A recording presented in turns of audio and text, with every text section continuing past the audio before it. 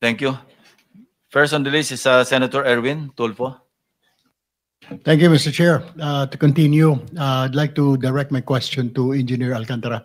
Sabi niyo po, Engineer, na sa NEP pa lang, sa preparation pa lang ng National Expenditure Program, may kinakarga na po ng mga insertions sa NEP pa lang.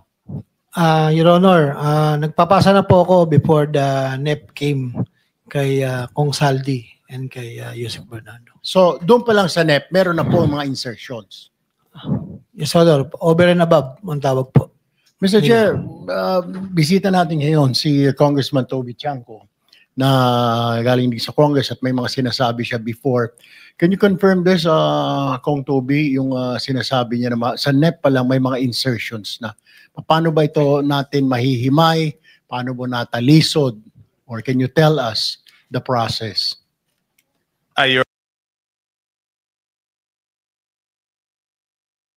Hindi ko po masasabi kung sa NEP pa lang ay may insertions na. No? Dahil ang pinaaral sa akin noon, ganito po yan. Ako po ay pinatawag sa meeting noong March 24, 2025, no? Sa Malacanang, at nahandun po si Presidente, si Sec Mina, at si Sec Manny Bonoan. Kasi po, ang problema po ni Sec Manny Bonoan is mag-election ban na, hindi pa na-award yung mga projects. Si Sec Mina naman, kinukulit daw siya ng House of Representatives na i-release na yung mga ang pinag-uusapan dito po yung FLR. Ito po yung pinahold na mga projects dahil nga nabawasan yung mga flagship projects ng executive branch at napunta dito sa mga insertions na to. So lahat po ng insertions, pinahold. Noong March 24, nung pagpunta ko sa meeting, nalaman ko na kaya pala ako nahandon is because yung House of Representatives, Your Honor, hindi pa binibigay yung listahan ng insertions. While the Senate, nalaman ko noon, nung January, nung hiningi, 3 days na bigay ng Senate. So sabay silang hiningan, yung Senate gave it within 3 days, yung House of Representatives, hindi pa binibigay ng March 24. So ang role ko noon is hingin po sa House of Representatives. Mr. Chair, did they give you a reason bakit tumagal ng ganon? I mean, inaabot ng, you said, ilang linggo? Hindi, March 24 po. So January, February, more than 2 months. 2 months binigay sa yung listahan? Hindi, 2 months wala pa po. Wala nung pa. March 24. Okay. So tinanong ko kay Sec Mina, kanino ko hihingin? Sabi niya, ang kausap sa House is si Congressman J.J. Suarez. So paglabas ko ng Malacanang, hiningi ko kay Congressman J.J. Suarez yung listahan. Sabi niya, bakit? Sabi ko, kasi walang i-release na FLR kung hindi nyo ibibigay yung insertion sa BICAM. So ang nangyari, natandaan ko, March 24 yon, March 25, nag-request sa akin ng meeting si Congressman Suarez tsaka si Congressman Dong Gonzales. So gusto nila akong makausap sa Manila Golf. Pilit nila akong tinatanong bakit kailangan yung listahan. Sabi ko yan ang utos. So kailangan ko lang sumunod. So Che, sinong when you say utos galing saan? Yung paghingi ng listahan? Utos po ni Presidente dahil galit na galit siya noon kasi nga nabawas yung mga flagship projects, tinanggalan ng pondo. Mga dam po yun na malalaki. Tinanggalan ng pondo. So galit na galit siya noon. So, Mr. Chair, yung pondo, para malinaw mo mga kababayan natin ng flagship, saan po galing ito? Yung pondo para sa flagship? Hindi, nahandun po yun sa proposal proposal. Nasa NEP po yun. So tinanggal sa NEP at pinalitan nga ng mga insertions. Okay. So inalisan nila ng pondo yung flagship yes po. Programs. Pinilisan nila ng pondo yung flagship programs ng Pangulo. Alam ko, karamihan doon dami. So galit na galit si Presidente. So pinapahingi sa akin yung listahan. So hiningi ko po yung listahan. So nabigay yan sa akin. Noong una, binigyan ako ng hard copy. Sabi ko, hindi ko naman mapapag-aralan kung hard copy yan. So binigay sa akin yung soft copy, 3 installment. Meron pa silang huling ayaw ibigay, pero sabi ko, hindi ko masisimulan. So Your Honor, so nung nakuha ko, ang una kong ginawa, kasi naririnig ko na yung sinasabi ni D.E. Alcantara na pag nakapagpasok ng budget, nakapag-insert, may kapalit. Yun po yung sinasabi ni D.E. Alcantara. So, syempre, ako yung humingi ng listahan bago ko i-present ulit sa executive branch, sa Pangulo, kailangan sigurado ako dun sa listahan na yon. So since nadidinig ko na yung may kapalit para sa insertion, ang ginawa ko is yung file na yon, yung Excel, pinadala ko kay Yusek Cathy Cabral sa DPWH. Sabi ko, Yusek, pakilagay mo kung sino yung district congressman. And then, binalik ko yung file kay Congressman JJ Suarez, same file. Sabi ko, isulat nyo naman kung sino yung proponent o funder. So, nung nakuha ko po yun, pinagtapat-tapat ko kung sino yung proponent at sino yung congressional district. Dahil para sa akin po, Sen, Your Honor, kung hindi pareho yung proponent at hindi pareho yung congressional district, kaduda-duda, bakit ka congressman ka, bakit ka hihingi ng proyekto tapos hindi mo dadalin sa distrito mo? So, yun, pinagtapat-tapat ko yung Excel file tapos pinisinta ko doon sa Malacanang at a later date. April, checking ko lang kung yung phone ko kung ano April, ano yun. Tapos mas nagalit po si Presidente nung nakita niya yon. Sabi niya sa akin, ano bang pinagagagawa ng mga kasamahan mo sa Congress dito sa budget na to? Kasi nakita niya, meron ngang hindi pareho yung proponent tsaka yung distributor. So obviously, yun na yung naririnig ko na binenta yung proyekto. Kung Toby, Yes. hindi ko naman tinanong, hindi ako naging congressman. Bakit mag-i-insert yung isang congressman ng ibang district sa ibang district? Ano 'yon? Para ano 'yon? Eh kasi po, ang duda ko doon, first of all, it's not logical. Di ba kami, congressman, kunyari, hihingi akong proyekto, syempre dadalhin ko sa nabotas. So since naririnig ko na yung bentahan, papaano ko ito representa sa Pangulo, tsaka kay Sec Mina, tsaka kay Sec Manny, na hindi naman ako yung masisisi. Kasi kung may mamali akong mabigay na impormasyon doon, ako masisisi, di ba? So bentahan, congressman ang nagbebenta sa another congressman? Hindi ko na po alam kung sa congressman, kung sa contractor, sa kung saan binibenta. Pero naririnig ko na kasi yung 20%. Pero kaya ko lang ngayon binabanggit yan because previously wala akong proof. So ngayon po, doon sa testimony ni D. Alcantara, nagkadugtong na yung duda ko, ay yung naririnig ko, open secret naman yan eh. Dinig na open secret yan na yung 20% pag in-insert, may kapalit na, ano bang term na ginamit niya po? Hindi ko alam kung anong term na ginamit niya. So, alimbawa si Congressman A sa District 1 nag-insert para sa distrito o District 2 ni Congressman B. Hindi, sir. Ano lang to, hypothetical. Si Congressman B, babayaran niya si Congressman A ng 20%? Hindi, maaaring hindi po siya eh. Kasi minsan hindi alam ng congressman na si... Sir, Sen Ping, pwede pong Mr. Chairman, pwede pakita lang yung file para mas ma-visualize. Minsan kasi hindi alam ng congressman eh. Yun yung tinatawag na sagasa. Magugulat na lang siya pagdating ng GAA na may pondo. Hindi, yung nauna muna. Yung naunang file, yung kay Congressman Saldico.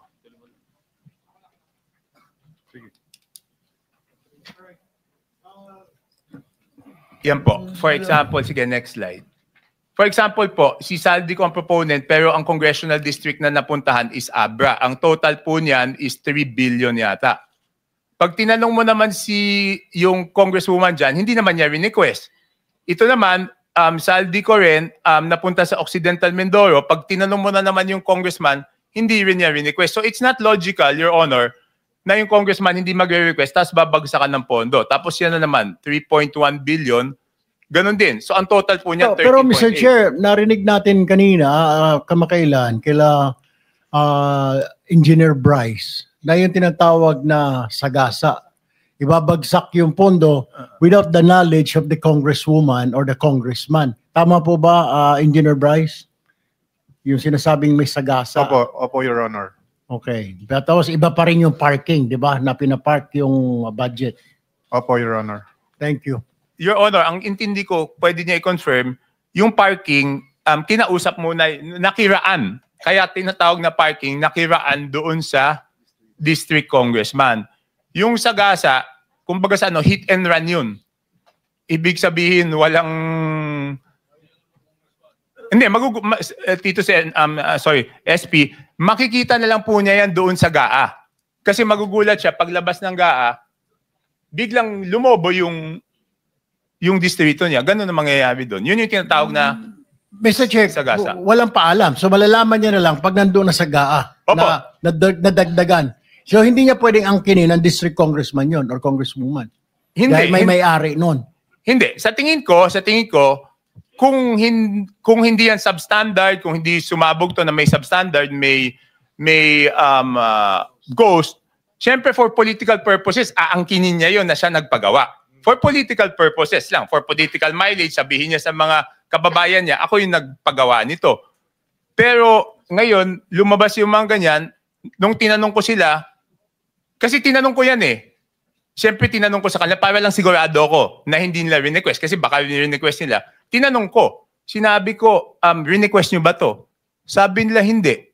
So yun, so nung pinisentan ko to kay Presidente, galit na galit talaga siya. Kasi Mr. paano daw nangyari yan? Just very quickly, Mr. Chairman, dun sa Yes. dulo no, 50 million, Zaldico, construction of building Nika Compound, Viluna Road, Barangay Pinyahan. 4th District yan, distrito ko yan sa Quezon City.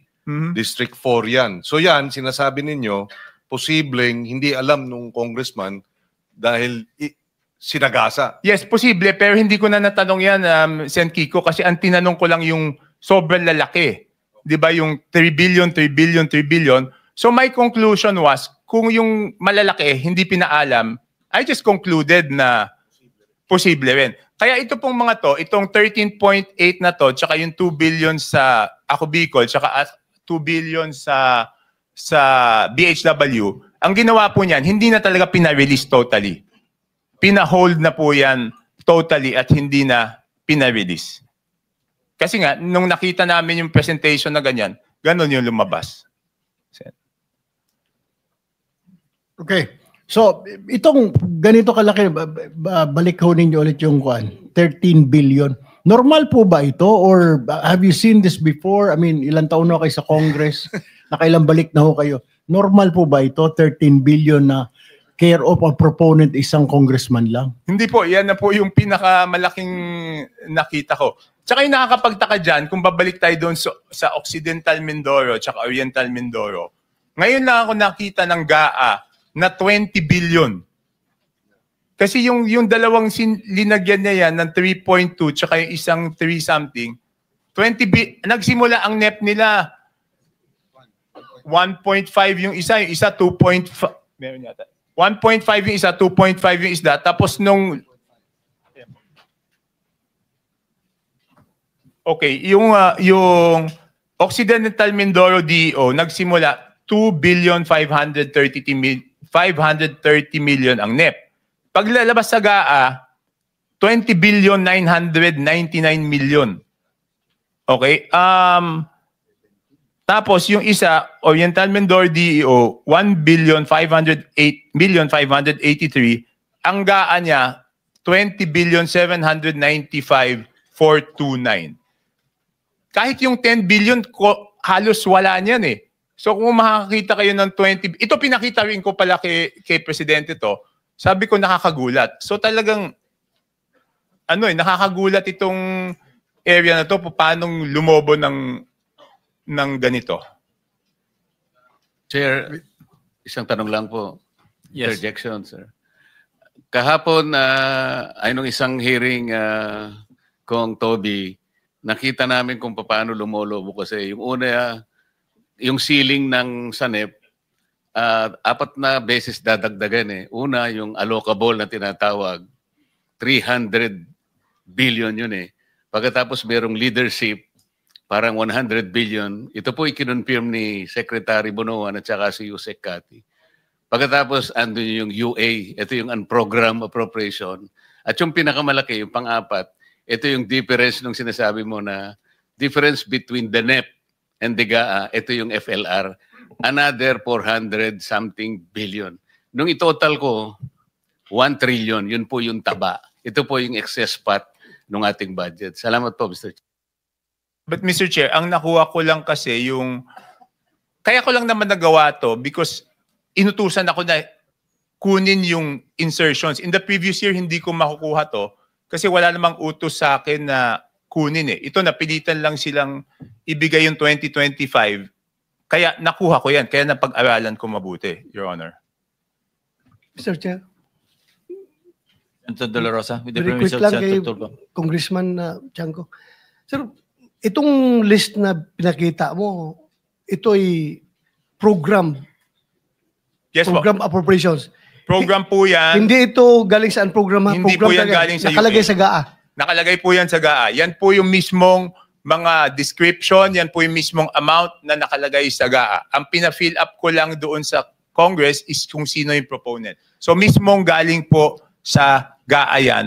Pero hindi po na-release dahil nga nung nakitang ganyan, pina-hold ka agad yan. Okay. Thank you, Mr. Chair. Thank you, Mr. Chair. I have one quick question lang po. Babalikan ko lang po si Sir Orly Gutesa. Sir Orly, nabanggit niyo ninyo kanina, ilang deliver po kayo kay Speaker, bahay ni Speaker Romualdez from Saldico? Your Honor, tulad ng sinabi ko po kanina, is 3 times po. 3 times po kayo nag-deliver. Ilan pong maleta po yun? Yung una po, nung una is 35. 35 na maleta? Opo. Pagpapunta kay Speaker? Opo, Your Okay. Honor. Pangalawa? Yung pangalawa is, ang pangalawa, di ko gaano siyang ma-recollect kasi parang nasa 12 or 13. Kayo yung escort Opo, nitong opo, okay. opo. Pangatlo po? Ang pangatlo nasa 15. Okay. Mga ganun po. Puro sasakyan po ni Kong Saldi ang ginamit ninyo? Opo, yung mga ginagamit yung sasakyan ni Kong Saldi. Anong sasakyan po yon? Yung backup Yung niya? isa yung ano ba ito? Yung light high is na kulay white na bullet proof. Oo. Tapos may ginagamit kami na red plate dati na yung Hindi, yung kinakargahan ho ninyo. Kasi kailangan natin ma-establish ito para kasi mamaya pag inimbita ho natin para tumugma-tugma. Opo, yun po yung mga ginagamit. Tapos yung GMC yata yun or Suburban na malalaki. Yung 37 po, nagkasya po doon sa Light Ace at saka Suburban. 37 na Bali 3 sasakyan po yun, Your Honor. 3 sasakyan po, Opo. nagkasya doon. Nagkasya po. Lahat, okay. Opo. So, ilang buwan po yun? Kung matatandaan nyo, 3 times a week, ilang buwan po? 7? Yung 3 deliver ko po is sa period lang po siya ng December po siya. So, December, 3 beses ka nag-deliver sa bahay ni... Hindi lang po kasi pag hindi na po ako duty sa basura, may mga ibang tropa kami na nakadetail, sila rin na nagde-deliver. Oh, okay. Wala ko kayong idea kung magkano lahat yon. Wala po kayong idea. O may idea kayo kung magkano yung bit-bit ninyo, i-deliver nyo po doon sa bahay ni Speaker. Yung sa 35, yun nga ho, na may nakalagay po na, may nakalagay doon sa post-it doon sa bawat malita, Okay. which is nakalagay po sa kanya is 48. Mhm. Ang taas po nun is malaki, yung mga rimuwa na malita. Malita. 48 million ang isa. Siguro po, yun ang ano niya. Parang big time pala. Kasi ang bigat po niyan, God, Paki-describe mo nga, gaano kalaki, describe mo kung nakatayo yung bagahe. pag tumayo po ako, yung isang malaking big na malita is kasing ganito ang sukat. yung pinakamalaki. Opo. Tapos pag binuhat ko po yan, ang bigat yan is almost parang isang sakong bigat sa 50 kilos. Yung bigat. Opo. So binubuhat po ninyo, hindi na-transfer po ninyo sa bahay. transfer sa other sakyan po pag ano. Okay, so 2-3 sasakyan. Ganun po lagi. Yung mga 17, 18 po na mga maleta. 3 times a week. Yes, sir. Yun po yung actual na dutihan ko during the time. Pero yung iba, meron pang iba. Base doon po sa inyong group chat, may mga deliveries po kung wala po kayo. Yes, Your Honor. Okay. Mr. Chair, I will have one last question. May nagpadala po sa akin dito ng... Natatawa kasi si Mrs. Diskaya, kabisado rin nila yung mga sizes. Ano po masasabi ninyo? Hindi, comment lang. Kasi Sige po. sanay di kayo mawak na malaking pera. Kadalasan po, sa 1 million po na tagwa 1,000 pesos, ang bigat po nun ay 1 kilo. So tama nga. Nung mananabong na dati namin kasama rito. 1 kilo, 1 million. 1 million, so 50 kilos nga. 50. Okay, but before I end my questioning to Mr. Orly, okay. All right. Ito po ang tanong ko lamang. Sir, sabi niyo kanina, si Saldi ko lang po naging VIP ninyo. Wala po kayong pinagbantayan from Coca-Cola. Diretso po kay Saldi ko. Yes, Your Honor. Okay. Kasi po, pinadalan po ako dito sa Malacanang po ito. Mukhang ang background po sa inyo pong biodata. Meron po ditong background, work experience. Kayo po ito Master Sergeant Orly Gutesa. Tama po, Philippine Navy, retired. Yes, Your Honor. Experience nyo po, enlisted personnel, Philippine Marine Corps, BIP Security, BOC, BIP Security, OBP, BIP Security, Presidential Communication Operation Office, BIP Security, Bureau of Correction. During my active duty in military service, sir. Okay. Akala ko po parang galing sa Coca-Cola. So, okay. Wala na po. That's all, Mr. Chair. That's all my question. Thank you.